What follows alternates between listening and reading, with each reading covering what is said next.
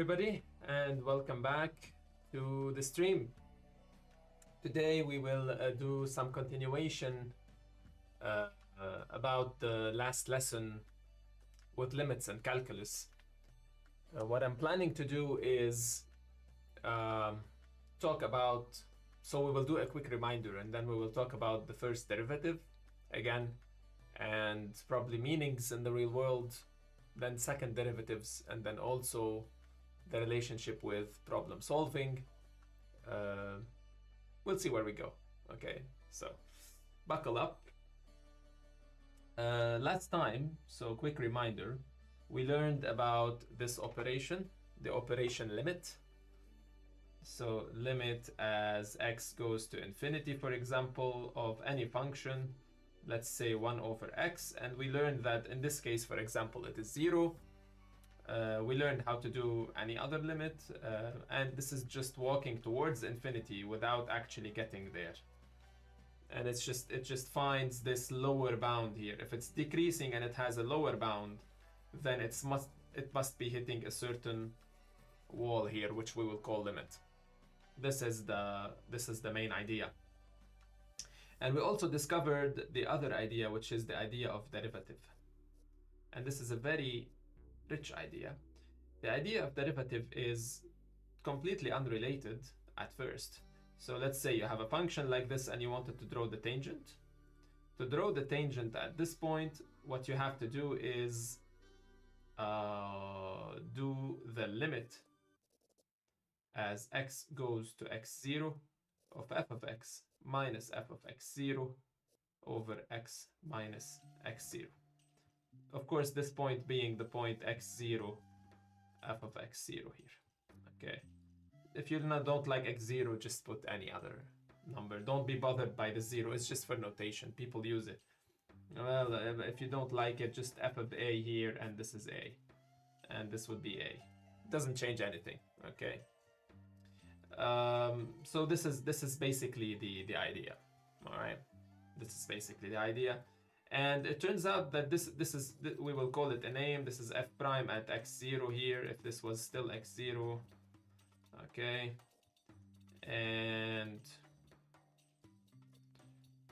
we give it a name because this is nice. And we know that if f of x, for example, is ax to the n, if this was the shape, then we know that this would be the rule of getting the derivative. We will try to prove this some other time, not today, unless you want me to. Today I want to talk about the second derivative and how we find inflection points. So, what is an inflection point? So the first derivative, we know the meaning. The first derivative is just the tangent to the curve. It is the slope of this tangent. Whereas the inflection point is something different. What's an inflection point? Let's say again, we have, what an ugly system. We have this Cartesian system right here, okay? And you have this f of x like that, just any function, okay? And if you notice with me here, at some point, this function is curving towards here. The opening of the curve is towards down, whereas the opening of the curve in the second part is going up. And this is what we will call simply curving down, okay, and curving up, or curving towards the positive curvature, because this is the positive direction, the y direction, and so this is positive curvature, and this is negative curvature. Curvature is the word I'm studying. How it curves, okay. Now, if you notice, there must be a point here, somewhere around this area here, where the function changes from curving down towards curving up, or from curving up towards curving down. And what we really want is to find out why this is the case, and what functions have that property, and how do we make sure that we understand that property. and whether there's an easy test to find this property or not. You might be asking yourself, why do we need to know the tangent to a curve? And why do we need to know the inflection point of a curve? There's many reasons why. The main one that we are concerned with at this level is to know how to draw, essentially. Can you know how to draw, yes or no? If you can know how to draw, if you can graph the function on your own, so let's say you make a guess for the function. How do you know that that guess of how the function is really works? Okay, how do we know that it is really the case? By taking particular points, you know, like for x equal 2, 5, 3, 2, whatever, and then you do this. But what about this area? Should we keep taking points forever? And so one of the main uses of derivative here is finding whether the function is increasing or decreasing. Okay, so whenever the slope of the tangent, this guy, whenever it is positive, it means the function is going up. And whenever it is negative, the function is going down. So let me actually write it down here. So reminder, if f of x, if f prime of x is positive, then f of x increases. And if f prime of x is negative, then f of x, the main function, decreases, goes down. And so I can totally tell, for example, in the example I drew here, if I took this particular point and this particular point and this particular point, okay, I can't take infinitely many, but I know, for example, from here to here, the function, for example, is decreasing. So I'm not really anxious where to place this point, whether it's here or here or here. Of course, there is an exact point where I should place it. But if I just care about the general shape of my function, if my function represents gains, if it represents the movement of some business assets, stocks, then I'm not really concerned about its actual place, but rather about the trend. And if I'm sure that the derivative here is decreasing, then I'm not really concerned whether to place the point. I just know it's not here, for example. I know it's not all the way up here, because that will mean that the function has changed its sense of variation or the curvature in this sense. So this will help me find more information about the function without actually drawing it. Of course, you can tell me we can draw the function on the computer and see it. Well, there are more tricks about the derivative than drawing functions. Hopefully we will explain them in due time. Some tricks the computer cannot do. Whenever we are dealing with infinities, the computer cannot help us. So what we have to do is to learn the trick and then teach the trick to the computer so that the computer do it.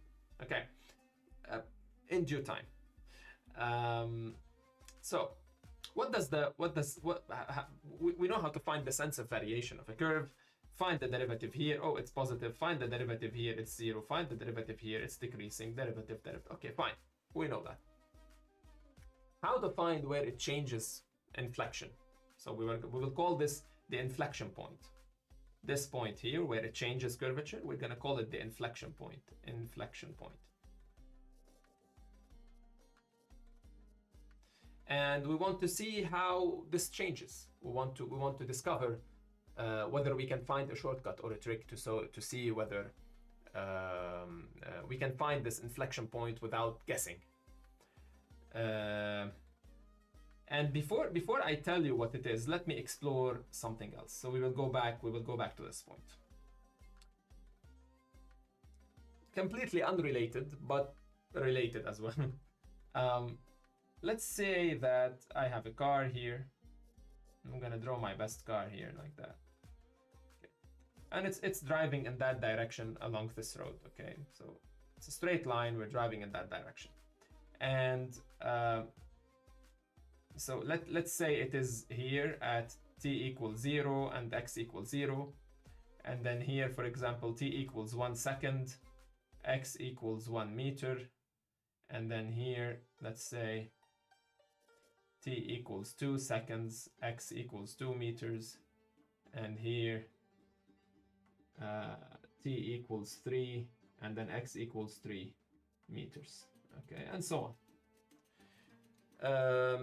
And I need to graph the movement of this car. I will conclude that every 1 second this car is moving 1 meter, right? If I were to describe the movement of this car, every second this car is moving 1 meter. How do I know that? Well, for the first interval here, what I will do is I will take x final minus x initial, and I will divide it by t final minus t initial. What do I mean by this? I'm just going to take this distance and divide it by the time. So this is 1 meter divided by 1 second, which gives me 1 meters per second. And of course, you have guessed I'm finding the speed. Okay? And then if you want to find the speed here, this will be 2 minus 1 divided by 2 minus 1, also 1 meter per second. And also here. And if it continues forever, then it will be 1 meter per second as a speed. Which is very possible. It's very nice. The problem is, in the real world, so this is what we call average velocity. Or average speed in this case, speed. The problem is that in the real world, things don't happen like this. In the real world, we're not driving in a straight line. And in the real world, we are accelerating and braking all the time. So all of this work doesn't apply. What really happens is that the car is kind of driving along this road, and it is faster in this section and it is slower in this section here. Let me call it like this here, the fast section. And this is here, let's say, the slow section. And even in the fast section, let's say this is faster, and this is kind of slower here, slow. Okay, and then here, for example, as you climb higher and higher, this is even slower here, slower, and this is kind of fastish. Okay, and then you can keep narrowing these down. You can keep saying, oh, I don't want to measure it every second. I want to measure it every millisecond, every femtosecond, So you can keep narrowing it down forever to measure exactly what the speed is. And if you've ever driven a car, or you watch someone drive a car, or you even played video games, you know that it's almost instantaneous after you push the brakes or if you step on the gas. Almost instantaneous. When you push the gas, the engine starts moving faster, and then you start accelerating. You start increasing in speed. That's curious. Notice, in the beginning, we were interested in the change of position.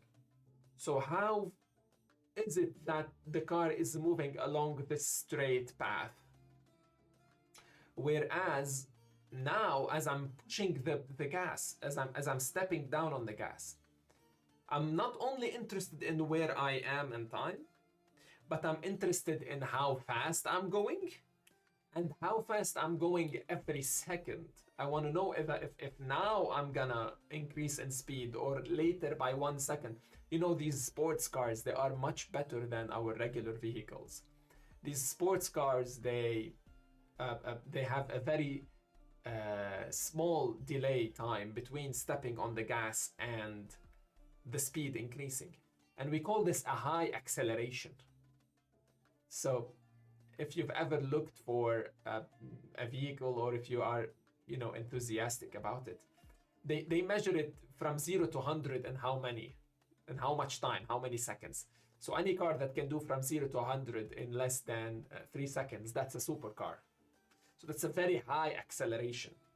It can change speed from 0 to 100 in less than 3 seconds. Normal cars that we drive do not do that.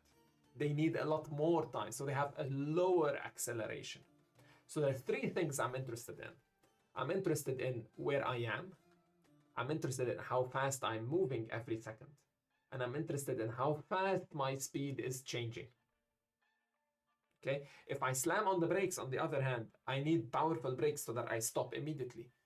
Our regular cars versus Formula 1 cars, there's a huge difference. Formula 1 cars, you slam on the brakes, it immediately stops. or immediately slows down, huge, from 300 kilometers per hour to 60, which is immediate. Whereas if you're driving a regular car, you know you need time to stop. You step on the brakes now and then it eases down. So it has a lower deceleration. Okay, the deceleration as an absolute value is lower for our cars because it needs more time to slow down. Whereas the deceleration as an absolute value is higher for sports cars, let's say. Okay. So how do we measure, let's say, first of all, the speed of our car? How do we measure the speed of this car? If I'm not taking every second, so I'm not taking every second, I'm taking half a second, so 0.5. No, I'm not taking that, I'm taking that. So quarter, no, it's 1/8, or it's 1/16. No. If I'm a mathematician, I will allow myself to say I need a very small duration of time. And what is a very small duration of time? If I take this as t1 here, and this is t0, I want to decrease the distance from t1 to t0. I want to push t1 to be exactly, not so much close to t1 to t0, infinitely close to t0. And if I may remind you, this is the previous lesson slides. If I may remind you, this is exactly what we were doing when we wrote this. Okay? This is exactly what we were doing when we did derivative. It's exactly what we were doing when we wrote this word here, asymptotic behavior. I want t1 to be as close as it can get to t0. What does that mean, mathematically speaking? It means the limit as t1 goes to t0. That is what I mean. And what am I measuring? Again, I am measuring speed. So this must be, so let's say v equals, this is the distance. So it's x1 minus x0 here. Of course, this is a position x1 here. And this is a position x0, okay? Over t1 minus t0. I want x1 and x0 to be as close as possible, and t1 and t0 to be as close as possible. Okay, so I'm gonna bring this one here. Instead of measuring between this point and this point, I'm gonna measure this point and this point. Oh no, not this point here. No. These are too big here. It's this point and this point. Oh no, there's even better. There's this point. Oh no, there's even better. There's this point. And you can keep zooming forever. It doesn't matter where you measure. What matters is, as long as I can continue, I'm gonna allow myself to continue forever. And that's how I get instantaneous velocity instead of average velocity. I get instantaneous measuring. So the real definition of speed, so the one we knew is distance divided by time. This is kind of an average. This is average, which is very useful, but not useful in the sense that we want it, you know, when you're driving on the car. You don't want your car, as you're driving, you don't want the speedometer to be showing you the average. Oh, I was driving on the highway 100 kilometers an hour, and now I stopped for coffee. I'm 0 kilometers per hour. So now my dashboard will say 50. Because, 100 for 5 minutes and stopping for coffee for 5 minutes, you average it out, it's 50. No, my speedometer shows 0. Because it's showing me my speed right now, not the average. So I'm interested in knowing my speed and the average, of course, but I'm also interested in knowing the speed right this moment. Not this second only, right this moment. As small as this moment can be. As small as this moment can be. Okay? Now, so this is the new definition of speed. This is instantaneous speed, instantaneous.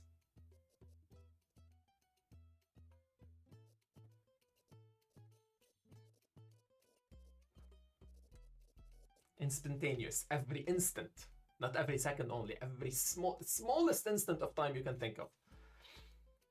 And how is this speed changing? Well, again, you can say v1 minus v0 over t1 minus t0. But am I interested in the average change of velocity over a big period of time? No, again, I'm interested in the smallest change possible. I'm interested in the tiniest change possible. So what is this tiniest change? Again, I'm gonna make the same trick. I'm gonna write limit as t1 goes to t0. And this will be my acceleration. Of course, again, instantaneous acceleration. Instantaneous.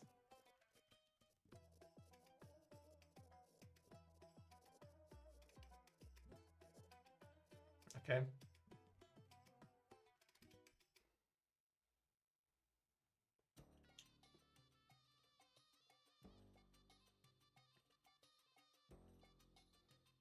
What is the relation? Let me write the question. What is the relation between x of t and v of t? This guy, what is x of t? X of t is the function that tracks my position. Where I am, I'm here at every time. This is, we call it x of t. Don't be afraid of it. You can call it y of t, you can call it popcorn of t. I'm only using x because I'm moving horizontally. If I was moving vertically, I'd say y of t. And here, if you want to be more precise, here you will say f of xy. For every instant, right, you have a certain y and you have a certain x. But I'm considering that I am moving along the path here, and I'm calling the distance on this path the x. So let's say this is the origin O, and this is moving 1 meter here, and this is moving 2 meters, this is moving 3 meters, 4 meters, 5 meters. I'm not counting x horizontally, I'm counting it x on the path. You can do whatever you want. Okay? Let's take the simplest case, so let's not have two variables. Okay, let's just take that this is x of t. You give it the time. You put the time inside. At 2 seconds, where are you? You are 3 meters away. At 3 seconds, if you are 1 meter per second, like in our previous example, where were you? Was it here or did I delete it? No, I deleted it. Where were you after 3 seconds? You say after 3 meters. Where were you after 5 seconds? 5 meters. But let's say you're moving at the double velocity, so 2 meters per second. Where were you after 3 seconds? You put 3 seconds here, and it says 6 meters. Okay. So what is the relationship between this x of t and the speed? This is the question we need to ask. And to look at this, we're gonna look here and say, well, what's the definition of speed? It's this. It's the limit as this function here, x1 minus x0. What's x1? X of t1 and x of t0, right? This is a function now. And as this t1 here moves towards t0, the two x's also move together. But what is this? This is derivative. Look at it. This is exactly derivative. The speed is the derivative of the distance. Did I invent it? Did I come up with it from my own imagination? Was I upset when I woke up in the morning? I don't know. This is exactly what I'm interested in. I'm interested in measuring momentaneous change, instantaneous change. And this is what I get. I get naturally the derivative, which is to go back to our previous lesson, how it affects the, how is it that we came up with that this concept needs a name? We call it derivative, and we need it because it shows up everywhere. It started once we paid attention to that, it started showing up everywhere. Whenever things are changing, you're talking about derivatives. So this is the relationship between speed and position. The speed is the derivation of the position. What's the relation between, same question, what is the relation between v of t now and a of t?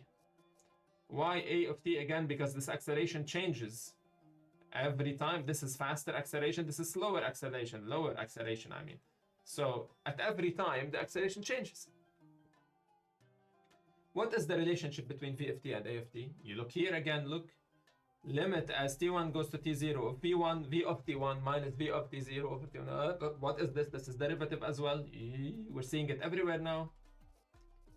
Derivative. There you go. Again, did I invent it? Did I want it to be the case? No. I'm just interested in this. This is what I'm interested in. Momentaneous change of speed. What does that mean? Derivative. It's not written in a religious book somewhere. This is exactly what it is. Definition of a derivative, I send you back. This is the definition of derivative. Everything that fits this pattern is a derivative. Does this fit the pattern? Of course it does. Look at it. Here also. Okay? Now. What is the relation? This is the golden question of the day. What is the relation between x of t and a of t? What is this?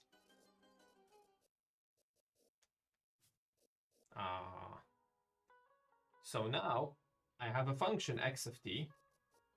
If you derive it, you get v of t. And if you derive one more time, you get a of t. What is this relationship here? Guess what do we call it? Very intuitive name. One of the few instances where we have an intuitive name. This is called the second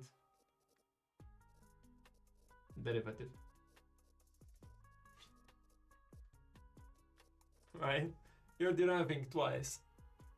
So how is it that we're gonna call it? We're gonna call it the second derivative. That's what it is. It is the second derivative. And does this second derivative have any information about this is the question. We know what this means. We know that this means that if it is positive, then this function is increasing. And if this is negative, then this function is decreasing. That's what the speed is. But what about this? Since this function here, this a of t, is the granddaughter of x of t, if I only have a of t, can I know some information about the position? And what information can I know? Is the question. So the same thing that we found out about v, we will find out about a. V was a definition, the first derivative. We called the first derivative the slope of the tangent. But what about the second derivative? This is what we're going to explore today. So, I'm going to keep this here. So in general, we have f of x. And then when you derive once, you get f prime of x. And when you derive a second time, you get f second of x, or the second derivative of x. And we know that whenever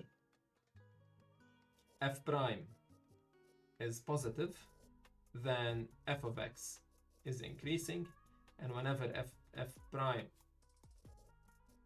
of x is negative, then f of x is decreasing. And this applies to every function. So there's this relationship of derivative here, which is what this is, right? So, but then pay attention that there is another relationship derivative, which is here, between f prime and f double prime. If you take the derivative itself, which is now an independent function, and you derive it one more time, that second derivative is the first derivative of this, okay? So here we also have another derivation relationship right here. So let me write the same thing as I wrote here, but for this blue pair.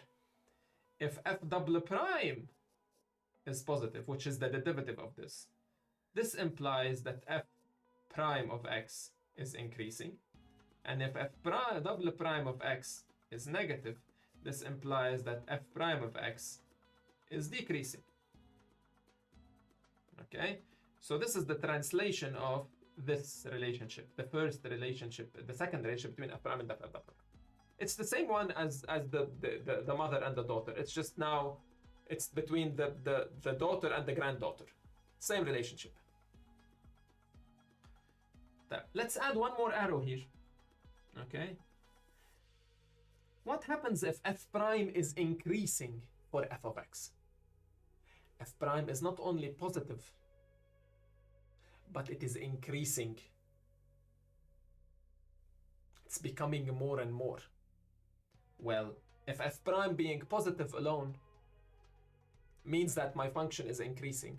Well, if f prime is increasing, then my function will double increase. It will accelerate. Let me write it like that, 2 arrows.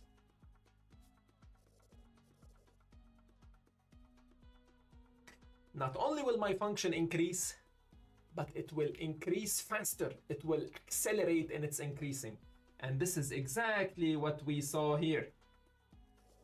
The second derivative is an acceleration. So now I have divorced this whole logic of fv and a and t and whatever.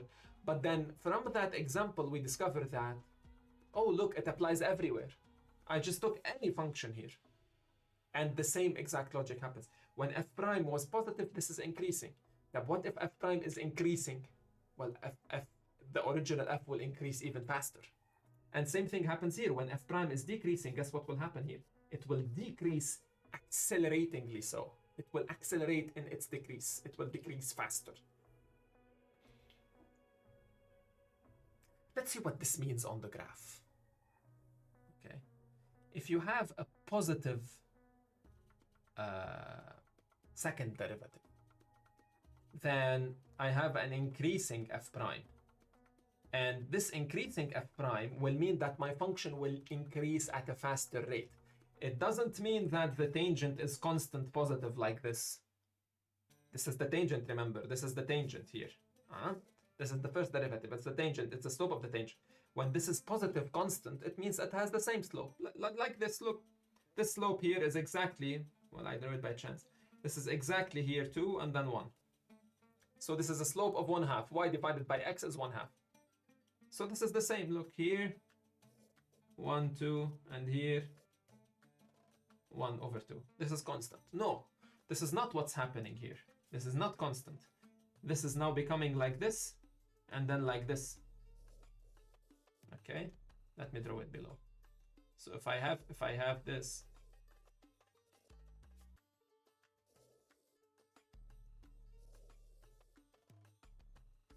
and now I start with, let's say, 1/2 like this. So this is the first tangent to the curve, and now it becomes like this, and now it becomes here like this. It's becoming more and more positive.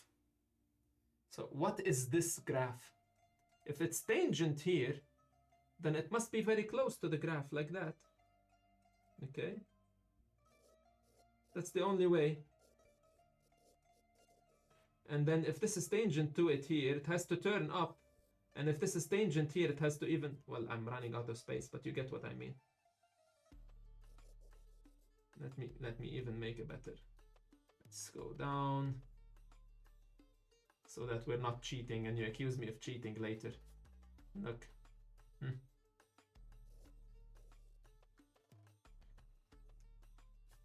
So I have to touch here and I have to touch here. And look what I get. I get a faster and faster increasing function. In other words, a curving up function. Positive curvature. Where? In what case? When f double prime is positive, I get a curving up. And same thing if I had the other instance. So if I had an instance where this starts like this, and so the derivative, let's say, is decreasing. So let's draw it parallel here. I'm gonna remove this line because I'm gonna need space. Professional teacher here. Okay. So now I start with this, and then it becomes this, and then it becomes this. Why? Because the derivative as a slope of the tangent is not staying negatively constant. To have this, like this, like this, like this, that's negative constant. No, I have decreasing. And so what you get is this. And so now if I were to draw my other function, let's draw it in red.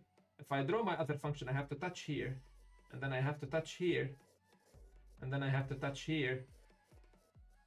Okay, and it will look something like this. And of course, the faster the tangent goes, let's say we have something here that looks like this. Well, if I have to touch, ooh, I go down. Okay, so it depends on how negative this guy is. And so that this guy is affected by this, and then this guy affects this by its turn. So I get a curving down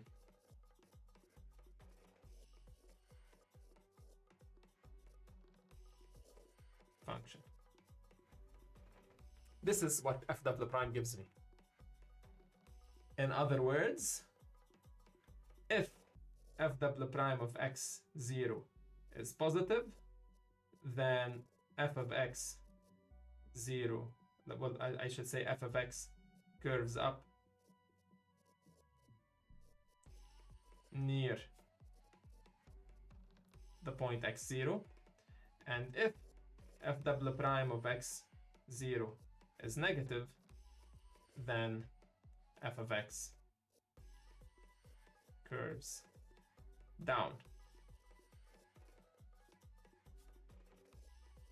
near x0.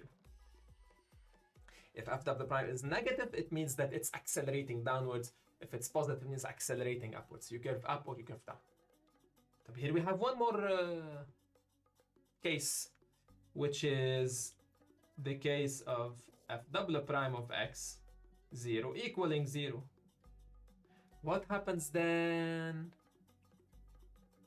Well, to equal 0, we have to pay attention. It could be from positive 0 positive, or negative 0 negative, or positive 0 negative, or negative 0. What do I mean? Let's say this is 0, okay? You can be, okay, like that. You can be going down and touching 0 like this. Or you can have the other case, which is this. So you're going down in the negative. Or you can have this case, like that. Or you can have this case, so you're never 0 here. This is not in our discussion because we're assuming 0. You can have this, but this is not in discussion because it's 0 only in 2 places. Well, no, actually it is, wait. It is 0 here in 2 places. So I'm assuming a second degree curve, by the way. It could be like this, it could be several zeros. So there's a lot of discussion here. Okay, that's what I mean to say. I cannot cover the whole thing for today, but I can tell you that if my function was going from positive 0 negative, like so, if this is f double prime, this is positive, this is 0, this is negative here, this is f double prime. If this is what f double prime looks like, okay, or negative 0 positive, okay, so coming from the positive, like from the negative here to the positive here and going through this 0, okay, if it's this or this, let's see what happens. So you had a function that is f double prime positive, which means curving up, and then you hit a curvature that is 0, and then you have a function, this function, the same one, continues and it has to curve down here, right? Because negative means curving down. But what happens at this 0? This is your inflection. And same thing happens here. If you are negative, sorry, this was the other case. Wait, no, I was right. What am I talking about? This is positive, negative. No, I was confused. Never mind. So if this is negative, so this is curving down and then curving up. What happens at the point 0? Let me draw a better one. What happens at this point 0? This is negative, this is positive. What happens at this point 0? This is f double prime equals 0. This is also an inflection. Okay. Forget about the other cases, plus, plus, and minus, minus. We will talk about them later. But for today, if the second derivative is changing signs, then I get an inflection point. Inflection point. So this f double prime turned out to be a useful beast here, huh? I can know the shape of the curvature in a zone, and I can know exactly where the inflection happens, which is great. This is fantastic news. This will help me draw so much better now. To take a small example, very small example, just to not to leave you without an example. Okay, so example. Let's take f of x equals x cubed, let's say, minus x. If you were to draw it the old-fashioned way, you have to take a table of values, x, f of x, and then, you know, the 0, 0, 1, 0, ta ta ta ta ta ta, and then you might find it, you might not find it, you might, God knows. This is too slow, too boring. First of all, I'm gonna do f prime of x. First of all, actually, what I will do limits. Limit as x goes to infinity here of f of x. What happens when x is very big? Well, you will notice here, for example, you will get an x cubed minus x. So this is the limit of x goes to infinity of x cubed minus x. What is that? Well, if you replace immediately, we'll see that this is infinity minus infinity. But remember, we always, when we're dealing with these things, remember from last time, we look at the highest power. It most likely, this highest power will rule everything. So here, when you will have infinity minus infinity, I don't know, is this 0? Is this... This is not something I can figure out. Because infinities are not numbers. You know, remember, infinity plus 1 is infinity. So how do I know if this was infinity plus 1 bigger than this one, or this one, the one that was bigger and then it became infinity and then it looks like a 0 thing? It's never 0. So I cannot deal with infinity minus infinity. What I can write is, this is the same limit of x into x squared minus 1. And now you can immediately see that if this will go to infinity here, and this is multiplied by an infinity here. So the answer is positive infinity, which is what we expected, because we see that this term will win over x over the long period of time. Same thing with the limit as x goes to negative infinity of f of x. What happens here? This is the limit as x goes to negative infinity of x cubed minus x. Same problem, you get negative infinity plus infinity, which is not solvable, but we're going to use the same trick. And now you can see that this is negative infinity, and then this guy will be here times positive infinity, because negative squared becomes positive. And so you will get negative infinity, which is again what we expected, because I'm looking here. So these are the first two pieces of information I'm going to gather. And then I'm going to get the first derivative, which in this case is the derivative of this, which is 3x squared minus 1. And I'm going to get the second derivative, which is the derivative of this. So 6x. The 1 becomes a 0 after you derive. And now I will start drawing. Now I have all the information. What do I need to draw? I need to know where the function is increasing and where the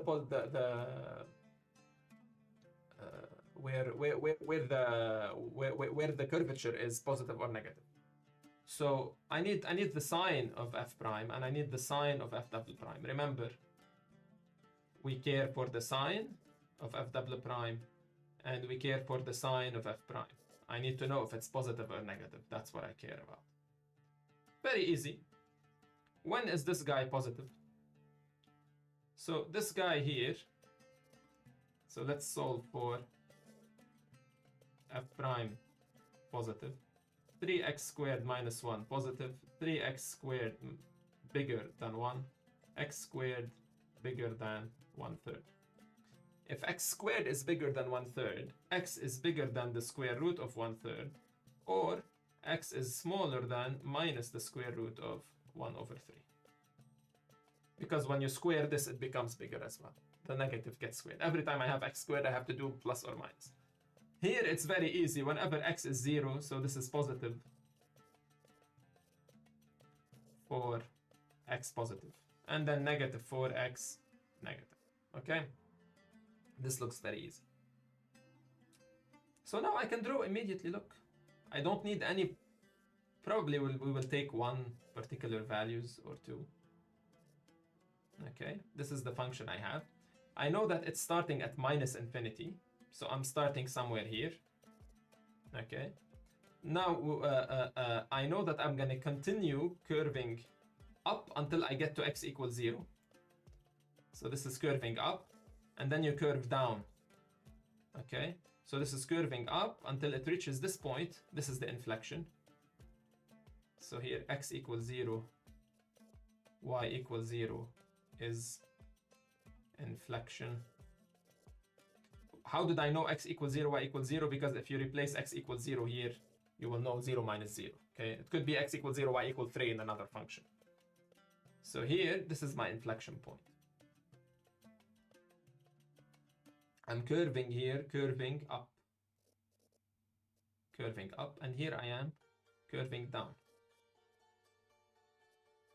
Now, 1/3, the square root of 1/3, let's say it's somewhere here. Okay, so this derivative stays positive until we reach this point. Sorry, it is positive until we reach this point. Yeah, I'm right. Okay, and this is x less than the square root of minus a. I'm gonna draw it in the same place. Doesn't matter where you put it. So here, f prime is increasing, and so now until it reaches this point, it increases, starts decreasing again. It reaches this point, increases again. So how should we write this? This is increasing here. Let me put this in blue. So this is increasing, or this is increasing. Here it increases, and here it increases as well. The function. Of course, it ends at plus infinity somewhere up there. But if you notice, if I am increasing here and I'm reaching a maximum, and then I'm decreasing, I cannot be increasing here and then decreasing. I need to be above this point because I'm going through this point. Okay, this is an inflection. So I know that I'm going something like that. Okay, then going down. I'm gonna keep going down. And here I will increase one more time.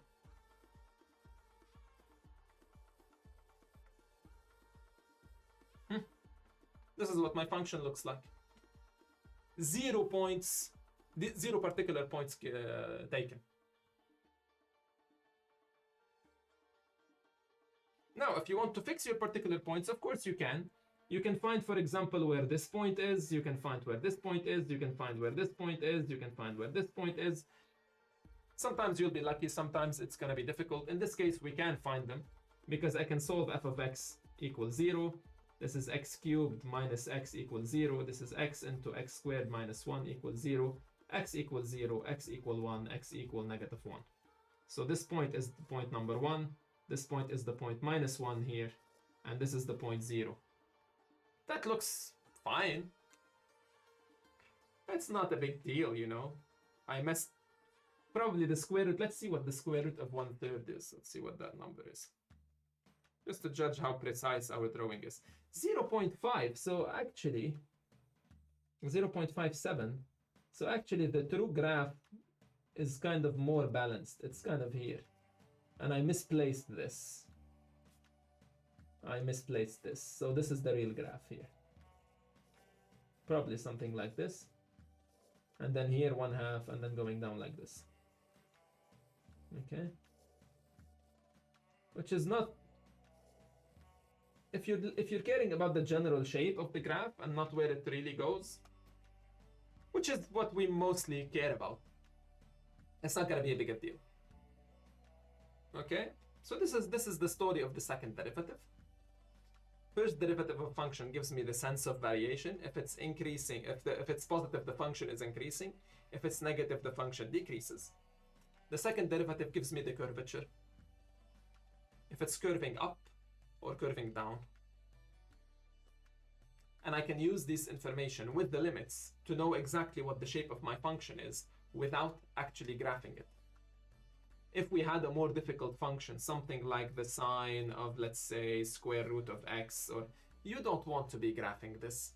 You don't want to be taking particular points with this. You have a calculator today. I know it's easy, but you don't want to be doing this. You want to be doing a couple of calculations and then getting your answer immediately.